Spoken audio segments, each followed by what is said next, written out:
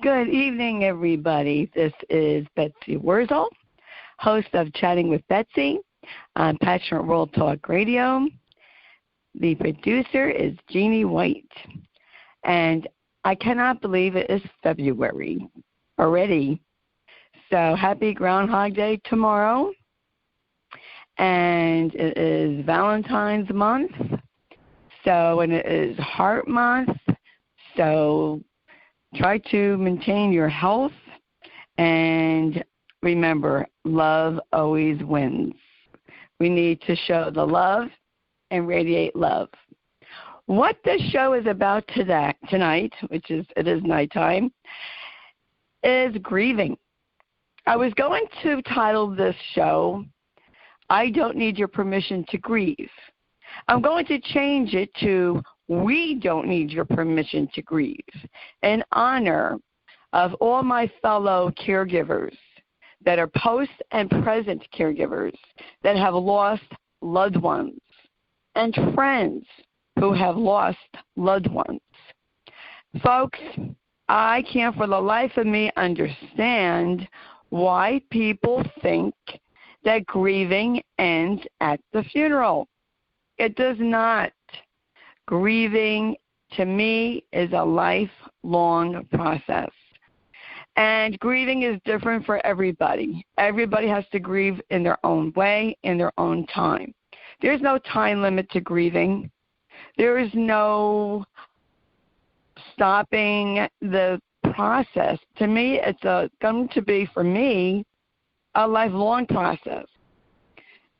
Today marks the first month that Matt went to heaven. And I'm doing okay, but I do cry. And not all the time, but mostly at night. That's when it really hits me.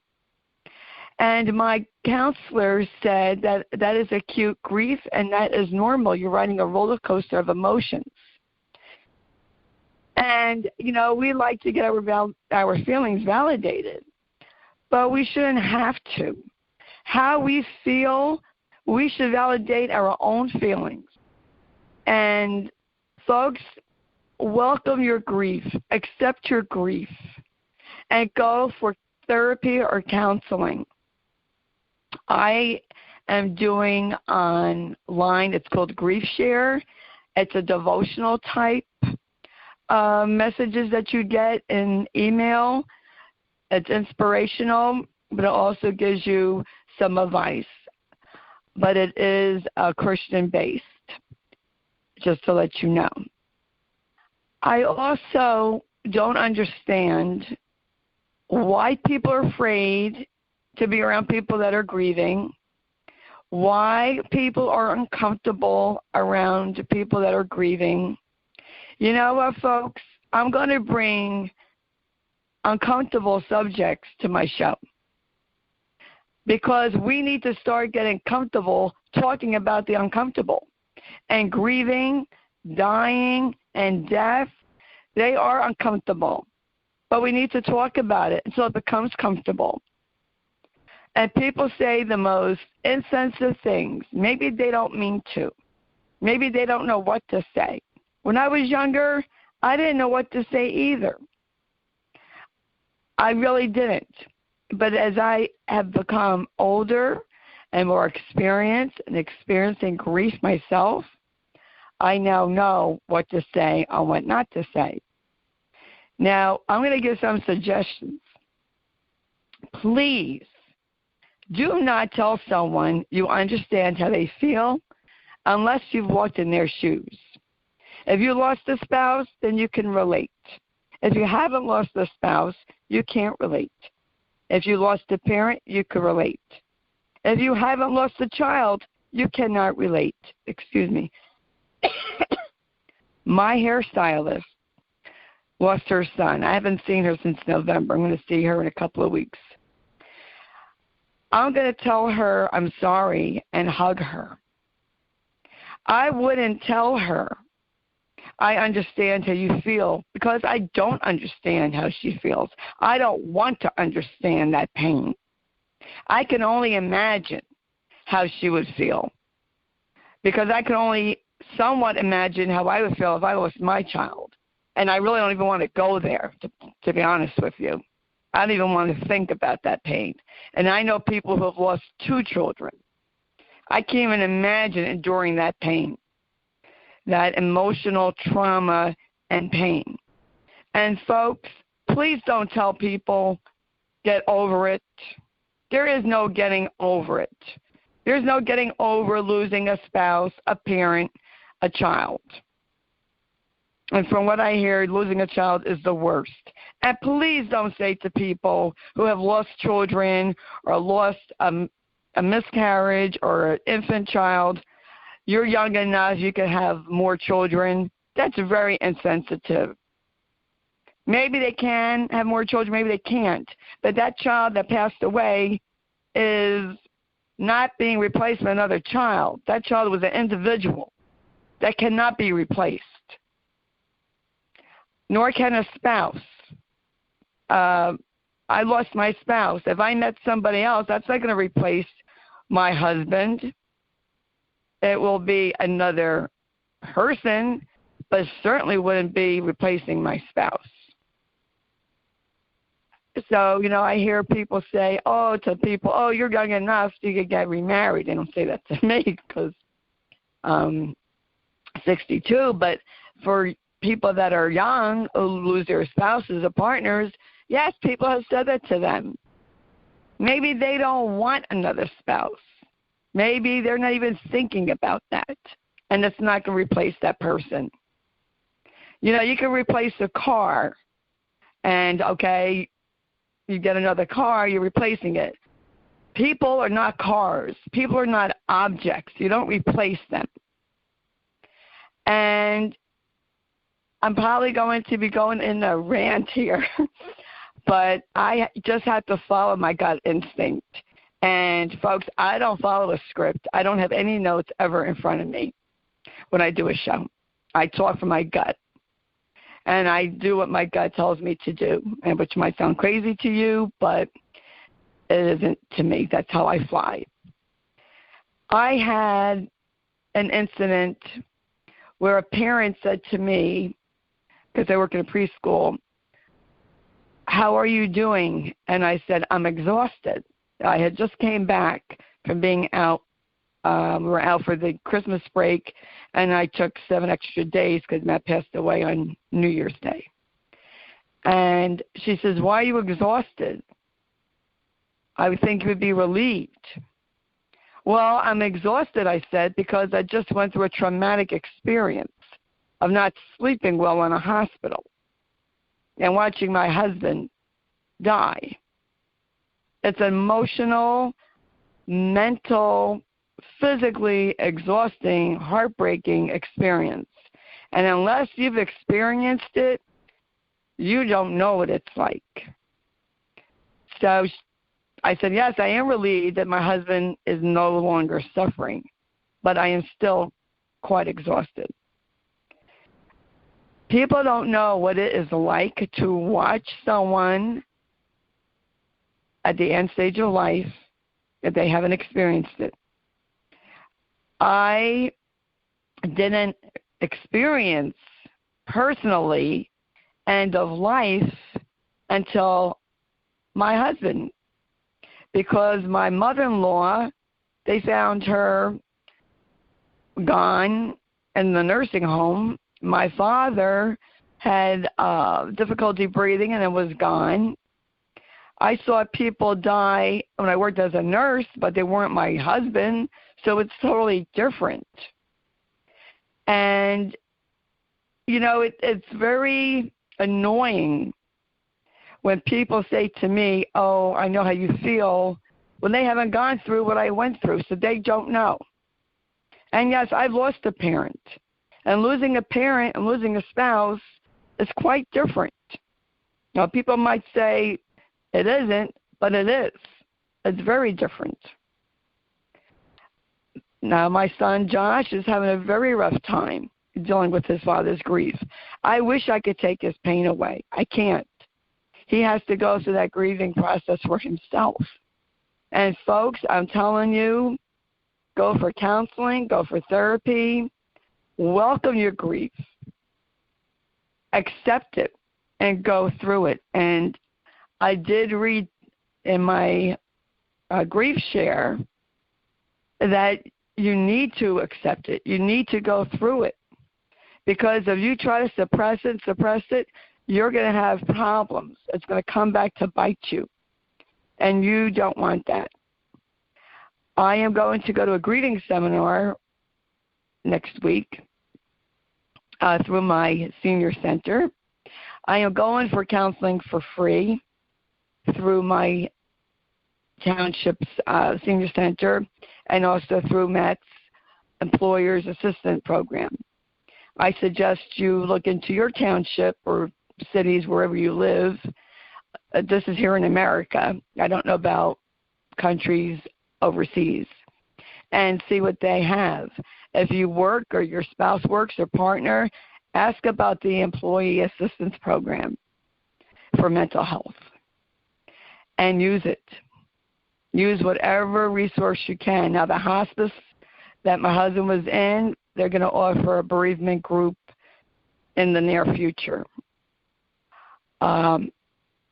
Don't know if they'll call me about that because I was not too happy with their home hospice. But that's another story that I talked about before. I had another incident today where a so-called friend left me a message and told me I should rephrase how I do my awareness now because Matt is gone. And that I should be getting people on board to look for a cure and raising awareness. Well, I told that person, I don't need to be reminded that Matt is gone. I know he's gone. And I'm not a scientist. My mission in my group in #Kick Alzheimer's Ass Movement is to educate people, bring awareness, to inspire people so they can advocate for themselves and their loved ones so that they know they can make it through the other side, to help them make it through to the other side and through their grieving. And not only to thrive, but to survive, but to thrive in this journey. I'm going to tell you, folks, end of life is not for the faint of heart. And when people say to Josh and I, be strong, that's an insult. I feel highly insulted when people say that to me. I do not like it. Now, I'm sure they don't mean to insult me or Josh, but we are strong. You have to be strong to see your loved one deteriorate every day and to watch them die. That takes some kind of strength. So when people cry or they say they're sad or they're grieving, it doesn't mean they're not strong. It doesn't mean that they are weak. You know, we have to stop the stigma that crying is weakness. It is not a weakness. Now, I know I was brought up that it's, weakness and you're called a crybaby. And that is so wrong. We need to be human. And we cry. We are emotional human beings. And for those of you who believe the Bible, the shortest verse in the Old Testament is Jesus wept. He wept when Lazarus died. Why can't we weep? Why is it considered weak? It's not weakness. Actually, it's a sign of strength. It's a sign of strength that you can show people your feelings and that you're vulnerable. And we need to stop all this stigma. And we need to stop being uncomfortable talking about death and dying. Know your loved one's wishes. Know how they want to die, what their wishes are, how they want their funeral service, how they want to be buried. Do they want to be cremated? Do they want to donate their body? and let a person grieve. Grieving does not end at the memorial service, the funeral service, whatever you have. And for those of us who have seen our loved ones through a long journey, mine was 10 years with Alzheimer's. We grieved before. We grieved with every skill lost. But now we're grieving that person is not here. And we feel the loss of their presence. Now, I'm sure grieving is quite different for someone who lost somebody suddenly. They didn't get to say goodbye. They didn't get to have closure. That has to be very, very difficult. A person that works in the gymnastics building, her husband died suddenly on their son's birthday. Their son found their father unresponsive. The person told me, I didn't get a chance to say goodbye to my husband. He was sleeping when I left the house. And she likes to hear his voice on his phone. She feels guilty she didn't get a chance to say goodbye. And she showed me her plaque. And she said she cried at the cemetery. Her husband died 10 months ago. And seeing his name on the plaque, it's like it's so final. And I said, I know, I understand, and it's okay to cry. I cried picking out my husband's plaque. I did. When I went to pick out Matt's plaque, I cried. I sure did. When I did the prearrangements last year, December of 2018, I cried. It's an emotional time, folks. And grieving is an emotional time. And what drives me crazy also is when people say, keep busy, keep busy. Well, I am very busy. But at the end of the day, Matt is not here.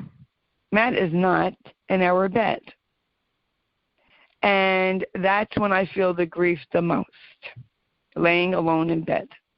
That might be too much information for you people, but that's how I am. And that's when it really hits me. I'm not seeing him sitting on the couch. He's not at the dinner table. So being busy is not taking away the fact that he's gone.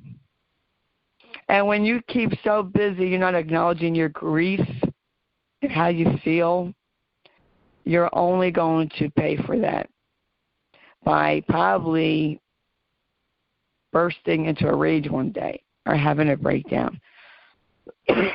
Excuse me. It's not easy grieving, folks. And people might think, oh, Betsy, this is such a sad show.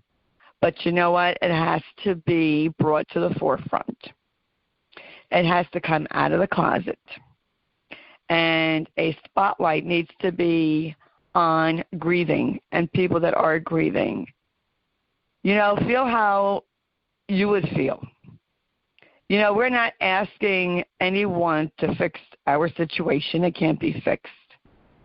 And I'm going to tell you what caregivers want, or even people that are grieving want. They want an ear so they can talk to you, an ear to hear them without judgment, a shoulder to cry on, 2 arms to give a hug. That's what we want. And if you don't know what to say to someone who lost somebody, then just give them a hug and say, I am so sorry about your loved one, and I'm here for you. How about that? But don't tell someone, get over it. I don't know how people could be so insensitive. I really don't. I don't get it. It just boggles my mind.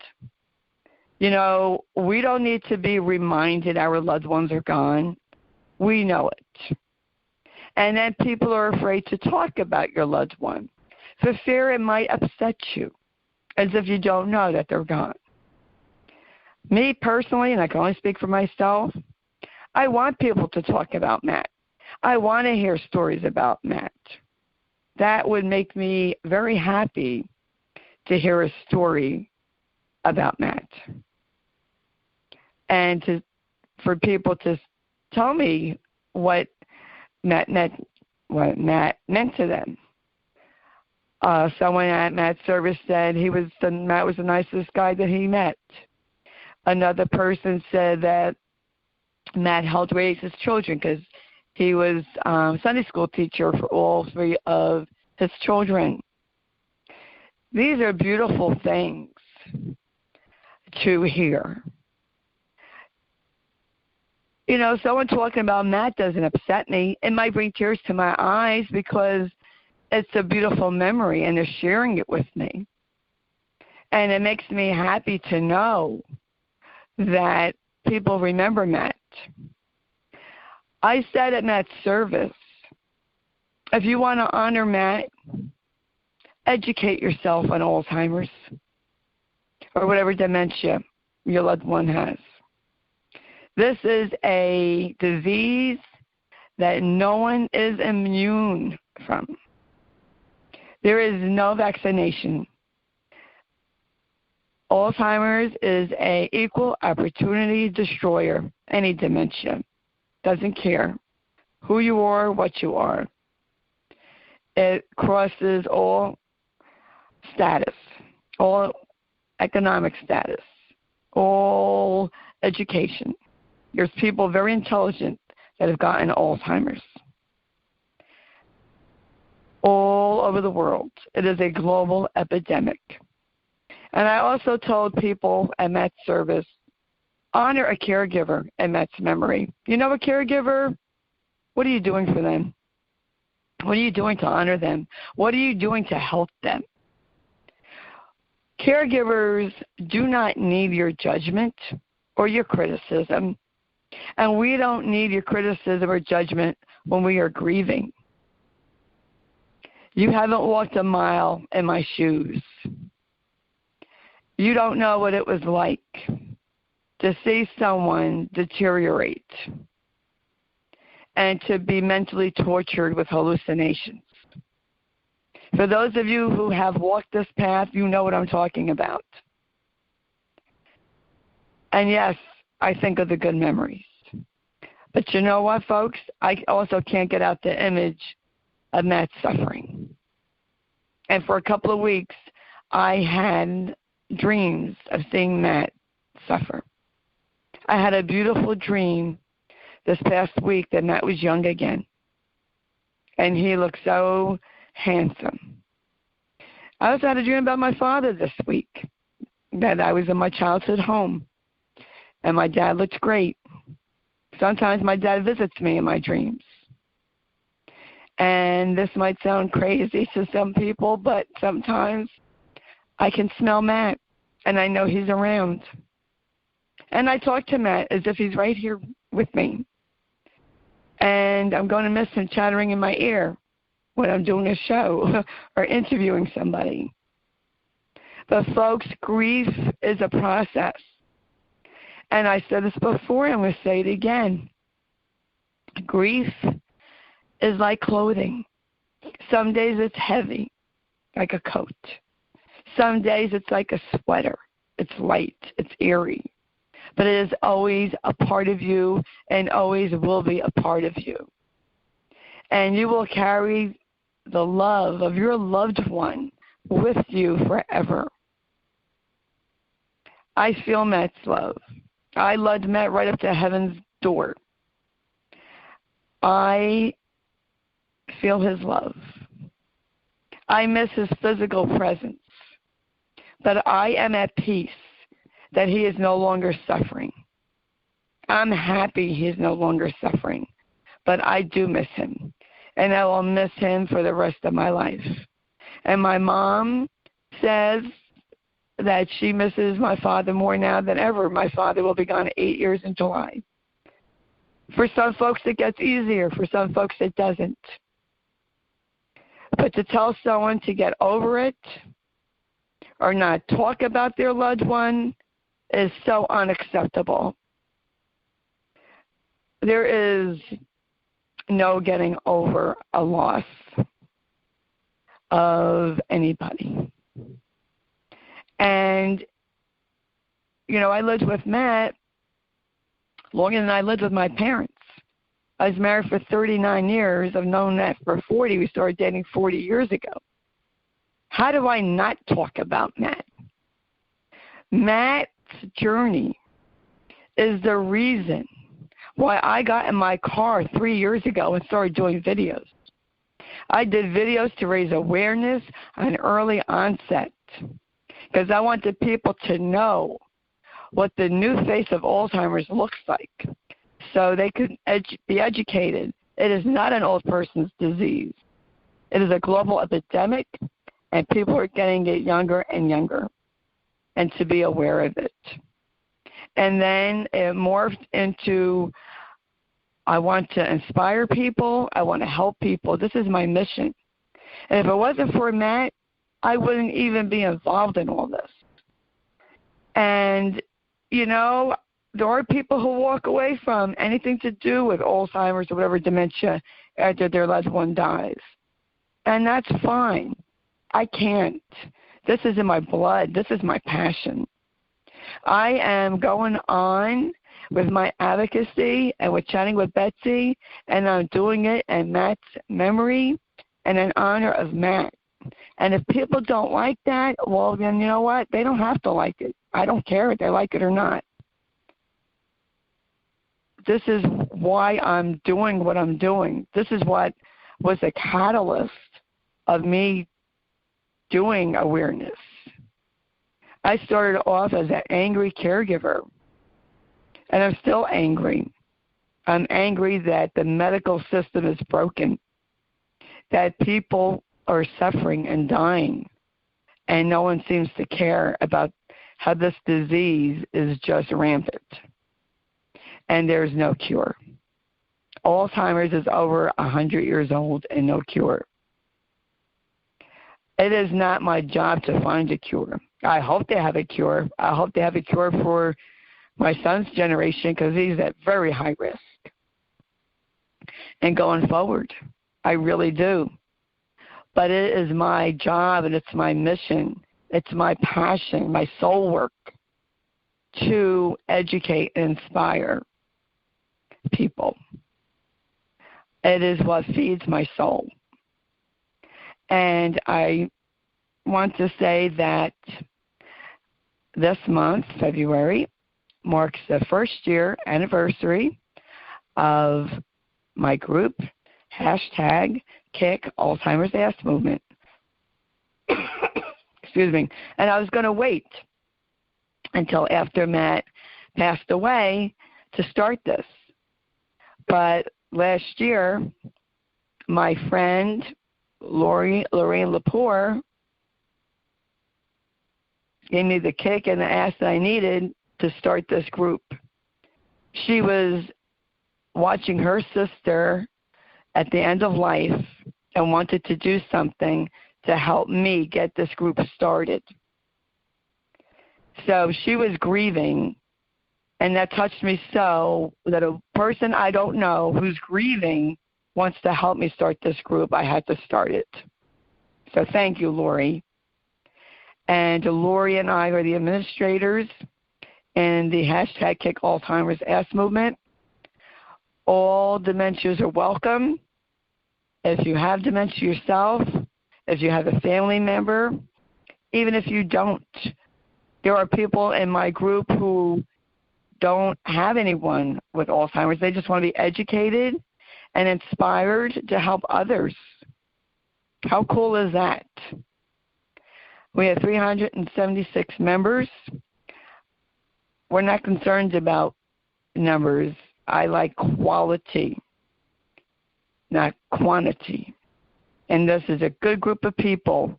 So if you are interested in joining my group, please do.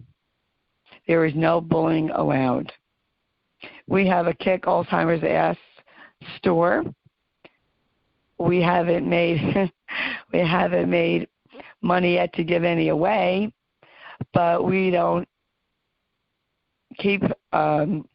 We wouldn't keep any money. It would go to a charity or a caregiver, as we want to give back.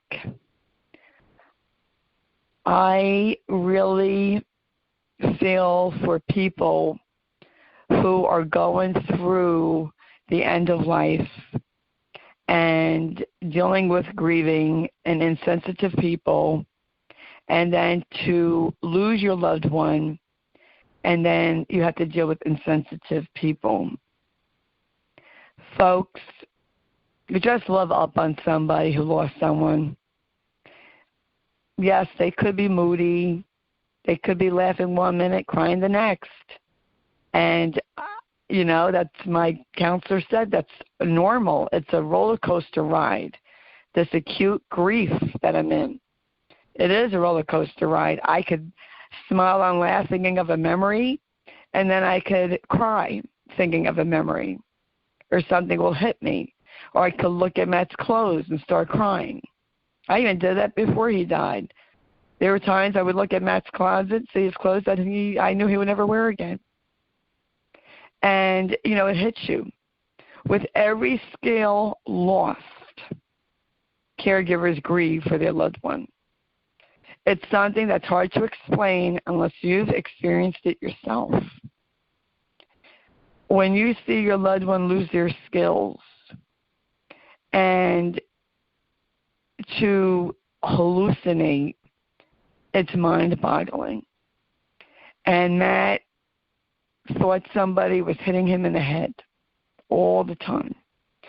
He even thought Joshua hit him in the head, which I knew did not happen.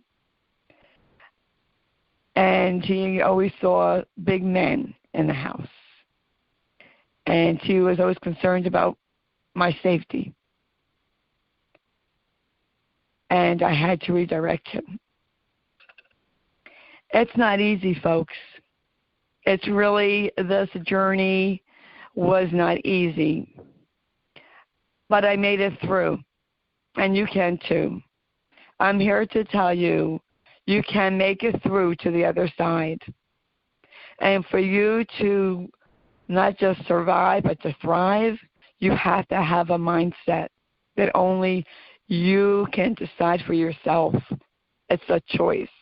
I heard a motivational talk today, and it's about choices. We had choices. You could choose to be happy. You could choose to be sad. And even when you're grieving, you could be happy. You don't have to be sad all the time. It's a mindset if you're going to wallow in self-pity or if you're going to dust yourself off and go on with life. Yes, I could wallow in self-pity, but I choose not to. I was determined to make it through this journey, and I'm determined to enjoy life. And I'm going to enjoy life for myself and for Matt, who can no longer do it. But he's enjoying heaven, and he's better off than I am. And yes, I can say that. That's my belief. To each his own belief, but that's what I believe. So if someone says, well, I don't believe in heaven and I don't believe in God, well, that's your business. I'm not here to discuss religion. I'm just telling you what I believe, what gives me peace. And it's a wonderful feeling to know that he's no longer suffering. And a friend of mine helped me put something in perspective because I felt guilty. Sometimes I would say to Matt, why can't you just close your eyes and go? Why don't you just die already? Because I didn't want to see him actively dying and then to see him suffering because hospice failed to do their job. And my friend said to me, Betsy, Matt's not thinking of that now. He's enjoying the glories of heaven. He's not thinking about what you said. He's not thinking about how he suffered. He doesn't remember any of that. And that helped me. So let's help each other. Let's support each other. Let's help each other through this by being loving and kind and supportive of each other. And if you want a support group that's loving and kind and supportive, please join mine. It is hashtag Kick Alzheimer's Ass Movement. And please read the blogs that Jeannie White writes. She writes beautiful blogs. Please share them. Please read them. Please share this audio cast. You could always follow me on my page, my own personal page, Betsy, B-E-T-S-Y, Wurzel, W-U-R-Z-E-L. And you could see my journey. You could see Matt's last couple of weeks of life. I was not ashamed to show his journey's end. I wanted people to see the reality of Alzheimer's and what it does to a person. And I will keep on showing it. And I will keep talking about Matt. And I will always talk about Matt. And I will always honor him. He was my husband, my best friend. And to remind someone that their loved one is gone is so unnecessary. I don't know why people do what they do, but I know now that when someone passes away, I don't say I know how you feel unless that person lost a husband, and then I know how she feels. Or a person lost their wife. You know, just be there for someone without saying anything. Just squeeze their hand, give them a hug, and just say, I'm here for you, without judgment, without criticizing.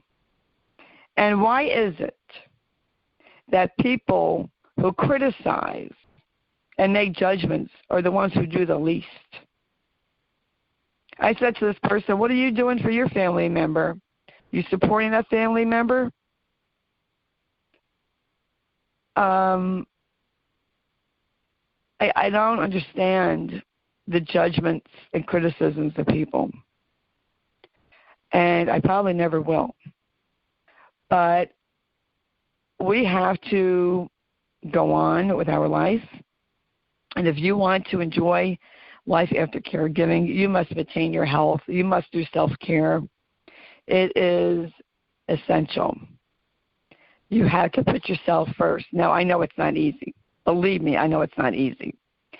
Because I had to put off going to the cardiologist and orthopedic doctor until after Matt passed away. So I know it's not easy.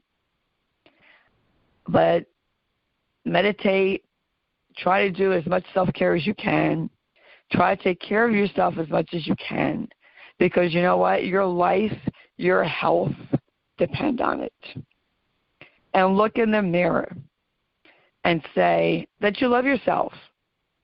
We need to start loving ourselves. That's not being narcissistic or selfish. Because if you don't love yourself, you can't love someone else. You attract people of what is inside you. If you're negative, you're going to attract negative people. If you don't like yourself, you're going to attract people who don't like you. I have finally learned to love myself at the age of 62 and to embrace myself and accept myself of how I am. And I suggest you all do the same. Don't wait until you're my age. If there's any millennials out there listening, don't wait till you're my age. Love and accept yourself now. Change what you can change. What you can't change, accept. And pat yourself on the back and say you were a good caregiver if you were one.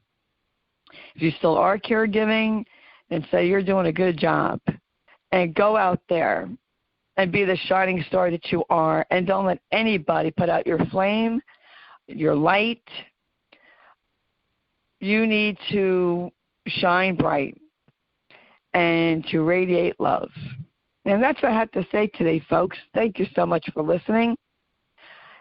This is Betsy Wurzel, host of Chatting with Betsy at Passionate World Talk Radio. Oh, before I forget, I want to thank Lillian Caldwell for this radio station and for having people on here that bring out topics that really need to be discussed, need to be brought out in the open. Please listen to these other hosts on all the different subjects. There was a speaker on suicide that was phenomenal. Please listen to Lillian's shows and the other hosts because there is a wealth of information on these audio casts. So please share. Please tell people about Passionate World Talk Radio. And have a blessed day and a happy Valentine's Day. And keep your heart healthy. Bye-bye.